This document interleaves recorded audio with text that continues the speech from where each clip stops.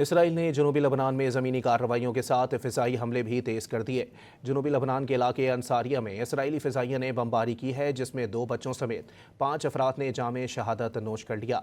सहूनी अफवाज की वहशियाना बमबारी में 5 अफराद ज़ख्मी भी हुए हैं।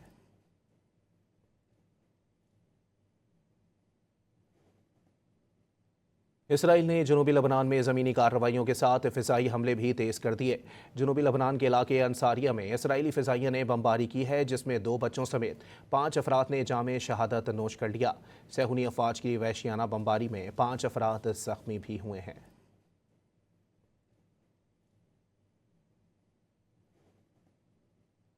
इसराइल ने जनूबी लबनान में ज़मीनी कार्रवाइयों के साथ फ़िज़ाई हमले भी तेज़ कर दिए।